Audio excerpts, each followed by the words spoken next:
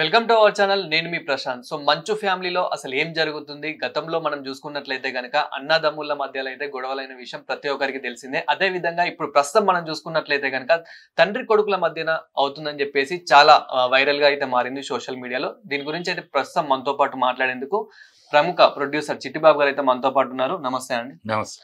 అసలు ఈ మంచు ఫ్యామిలీలో ఏమవుతుంది? గతంలో మనం చూసుకున్నట్లయితే గనక చాలా గొడవలనేటివి చూసాము.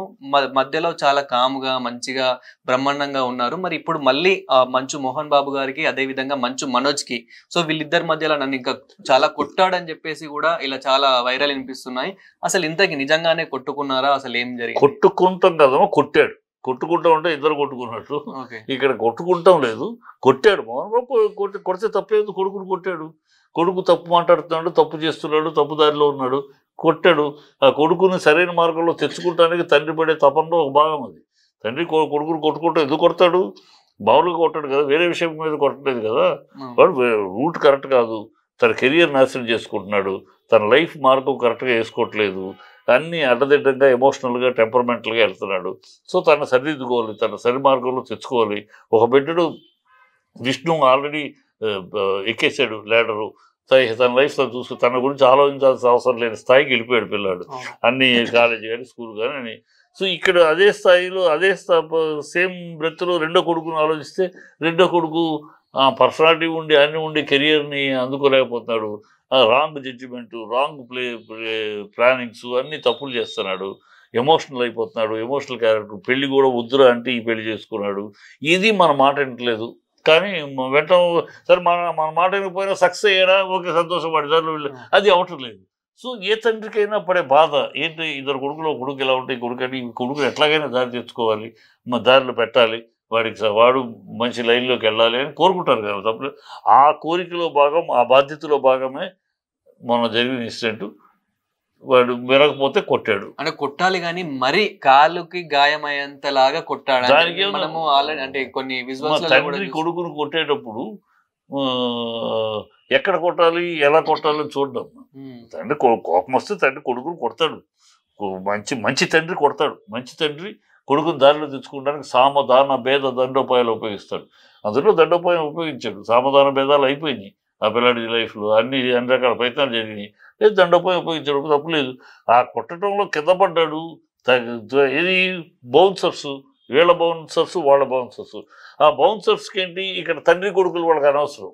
వాళ్ళు ఎవరికైతే డ్యూటీ చేస్తున్నారో ఆయన కాపాడుకోవాలి, వీళ్ళకి ఆయన కాపాడు. వీళ్ళతో అన్నదమ్ముల, తండ్రి కొడుకుల, బంధువులు వాళ్ళకి అనవసరం. బౌన్సర్స్కి ఎప్పుడు ఆలోచన, ఎప్పుడు ఎవడైనా సరే వాళ్ళ ఎవరికైతే పనిచేస్తున్నారో వాళ్ళు కాపాడుకోవాలి. అట్లా బౌన్సర్ అటు ఇటు ఎగబడ్డాడు, దాంట్లో స్లిప్ పడ్డాడు కింద.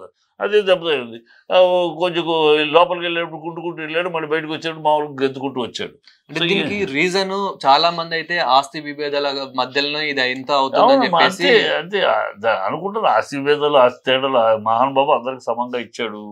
ఈ సమంగా ఇచ్చిన దాన్ని ఒకడు పెంచుకున్నాడు, ఒకడు తుంచుకున్నాడు. సో అది తుంచుకున్నవాడు పెంచుకున్నవాడి మీద అసూయ పడితే ప్రయోజనం ఏముంది? అది జరుగుతున్న విషయం ఇక్కడ.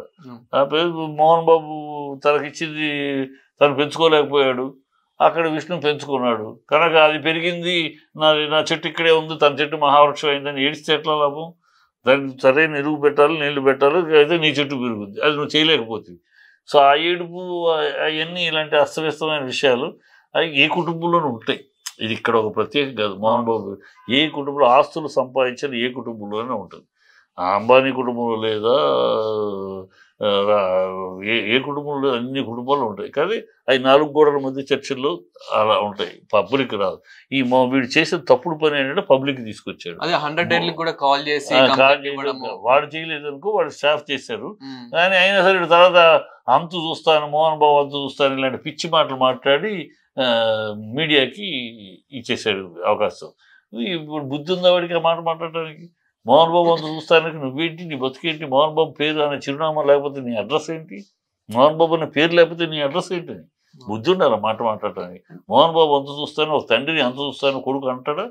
అనేవాడిని కొట్టాలా తన్నాలా? మోహన్ బాబు గారిని కూర్చున్నాను నేనైతే ఇంకే బెల్ట్ దిగేదాకా కొట్టేవాడిని నేను. ఒక తండ్రిని నీ ఎంత చూస్తానంటావా నువ్వు? ఆ తండ్రి లేకపోతే నీ అడ్రస్సే లేదు. ఏం విచక్షణ ఉండాలి, వివేకం ఉండాలి, ఆలోచన ఉండాలి, బుద్ధి ఉండాలి, జ్ఞానం ఉండాలి, కడుపుకు అన్నం తినే నోరయ్యి ఉండాలి.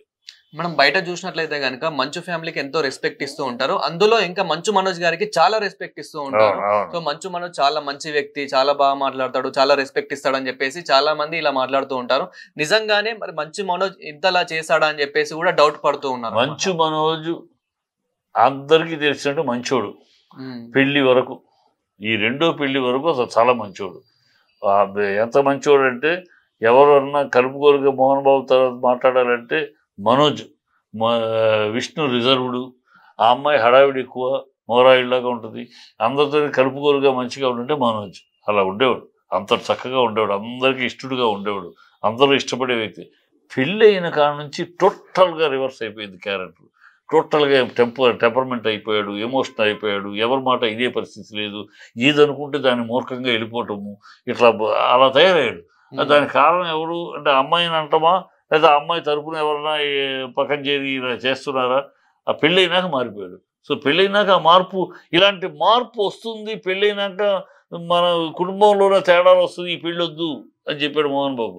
ఆ పిల్ల టెంపర్మెంట్ స్టడీ చేశాడో, లేదా అమ్మాయి పెళ్లి విడిపోయినప్పుడు ఏ కారణాలు అవన్నీ స్టడీ చేశాడేమో, కానీ ఈ టెంపర్మెంట్ పిల్ల మనకు పనికిరాదు, మన ఇంట్లో విభేదాలు వస్తాయి, వద్దు అని ఆ రోజు చెప్పాడు. ఒప్పుకోలో వెళ్ళలేదు. మరి ఇప్పుడు అదే జరుగుతుంది. ఇప్పుడు అమ్మాయి వల్లనే ఇదంతా అమ్మాయి వల్ల, లేకపోతే అమ్మాయి తరపున ఏదైనా సరే పెళ్లి అయినాక మారిపోయాడు. పెళ్లి అయినాక మొత్తం డిజాస్టర్ అయ్యాడు.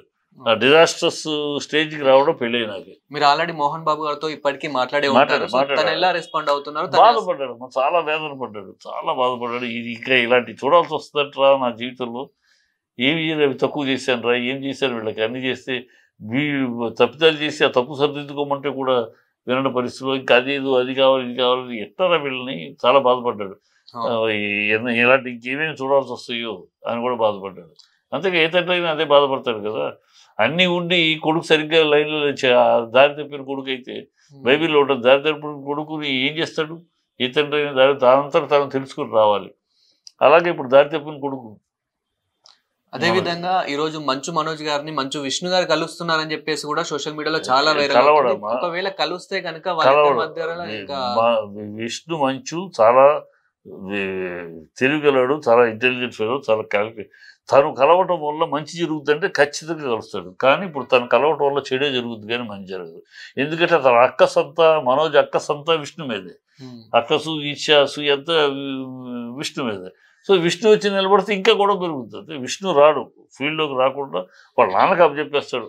నాన్న, నువ్వు అమ్మ నిర్మలమ్మ మీరిద్దరూ ఏమి డిసైడ్ చేస్తే దానికి నేను ఓకే, ఏమి ఇవ్వమంటే నేను ఇచ్చేస్తాను అడిగి, మీరు చేసి మీరు న్యాయంగా చెప్పండి, తల్లిదండ్రులుగా మీరు న్యాయం చెప్పండి, ఆ న్యాయాన్ని కట్టుకుంటాం. అలా అని పిల్లాడే తప్పితే వీళ్ళగా మొండిగా ఉండి గొడవ పడేవాడు కాదు. అతను కొంచెం డీసెంట్, కొంచెం డిగ్నిఫైడ్గా తయారయ్యాడు, మెచ్యూర్డ్ అయ్యాడు, చాలా మెచ్యూర్డ్గా తయారయ్యాడు. ఈ పిల్లాడికి ఇంకా మెచ్యూరిటీ రాలి అంతే.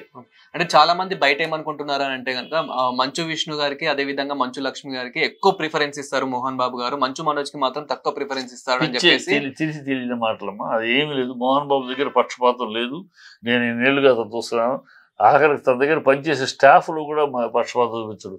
తన పర్సనల్ స్టాఫ్, మిగతా స్టాఫ్ షూటింగ్లో తన పర్సనల్ స్టాఫ్కి ఏం అందుద్దో అదే మిగతా స్టాఫ్కి అందుద్ది. సాధారణంగా ఏంటంటే హీరో ప్రొడ్యూసర్ తన పర్సనల్ స్టాఫ్ కొంచెం స్పెషల్గా ఉంటారు, మిగతా స్టాఫ్ మామూలుగా ఉంటుంది. కానీ తన దగ్గర తన పర్సనల్ స్టాఫ్ ఏమి అందుద్దో, వాళ్ళు ఏమి తింటారో, వాళ్ళు ఏమి తాగుతారో, వాళ్ళు ఎలాంటి బెనిఫిట్స్ పొందుతారో అన్నీ మిగతా వాళ్ళు కూడా, మామూలు చిన్న ఆర్టిస్టు స్టాఫ్ అయినా కూడా అంతే. అలాగే పక్షపాతం లేకుండా ఉంటుంది. సో కేవలం టెక్నీషియన్స్ వాళ్ళలోనే పక్షపాతం లేకుండా చూసి మోహన్ బాబు సాధారణ విషయంలో చూస్తారా, పచ్చి తెలియని వాళ్ళు వాగేవారు. సో ఓవరాల్ గా మనం మాట్లాడుకుంటే కనుక నిజంగానే మంచు మనోజ్ గారికి ఆ గాయాలు అనేటివి అయ్యాయి అంటే కాలు మరి కుంటే అంతా నిజంగానే కొట్టారా? కొట్టడం ఉంటే కదా, కొట్టాడు, కొడితే స్లిప్ అయి పడ్డాడు, కింద అటు ఇటు పడి తోపులాట్లు జరిగితే వాళ్ళకున్న మోహన్ బాబు చుట్టూ ఉన్న వీళ్ళు అటు అతనికి ఉన్నవాళ్ళు వాళ్ళు ఒకళ్ళొకరితో అది స్లిప్ అయి పడ్డాడు అంతే. ఇది కొట్టడం కాళ్ళు ఇరిగేంత అంత కాదు.